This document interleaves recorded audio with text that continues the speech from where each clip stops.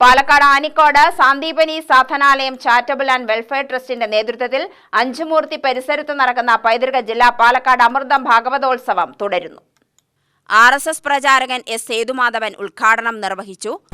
വിവിധ മേഖലകളിൽ പ്രവർത്തിച്ച ഒട്ടനവധി ആൾക്കാരെ, അത് ആധ്യാത്മിക രംഗം, അതേപോലെ തന്നെ ധാർമ്മിക രംഗം, കല, സാഹിത്യം, സംസ്കാരം, വിദ്യാഭ്യാസം, സർവ മേഖലകളിലും തങ്ങളുടെ ജീവിതം കൊണ്ട് സംഭാവനകൾ ചെയ്തിരുന്ന ഒട്ടനവധി പൂർവ്വസൂരികളെ കണ്ടെത്തി ഇന്നത്തെ തലമുറയ്ക്ക് അവരെ പരിചയപ്പെടുത്തി കൊടുക്കാനും ഇന്നും സമൂഹത്തിൽ വിവിധ മേഖലകളിൽ തങ്ങളുടേതായ സംഭാവനയിലൂടെ പ്രവർത്തിച്ചുകൊണ്ടിരുന്ന ഒട്ടനവധി മഹത് വ്യക്തികളെ ആദരിക്കാനും ഉള്ള ഉദ്ദേശത്തോടുകൂടി സംഘടിപ്പിച്ചിട്ടുള്ള ഈ സ്വാമി സുഹൃത സ്മൃതി പുരസ്കാരം, ഇതിൻ്റെ പരിപാടി ഉദ്ഘാടനം ചെയ്യാൻ സാധിച്ചതിൽ ഞാൻ വളരെയധികം സന്തോഷിക്കുന്നു, അഭിമാനിക്കുന്നു.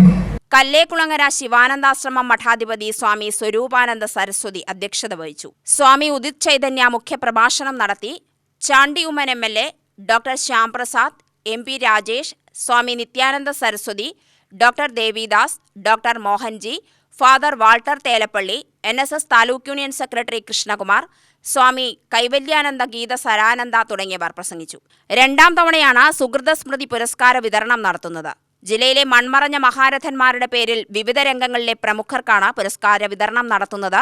രാവിലെ നടന്ന ധ്വജാരോഹണത്തോടെ ഉത്സവത്തിന് തുടക്കമായി.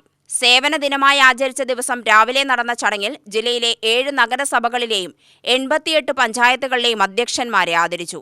VK Sreekandan MP, Rahul Mamkootathil MLA, Palakkad നഗരസഭാ അധ്യക്ഷ പ്രമീള ശശിധരൻ എന്നിവർ പങ്കെടുത്തു. മാത്തൂർ പഞ്ചായത്ത് പ്രസിഡന്റ് പ്രവിത മുരളീധരൻ അധ്യക്ഷത വഹിച്ചു. UTV news, Palakkad.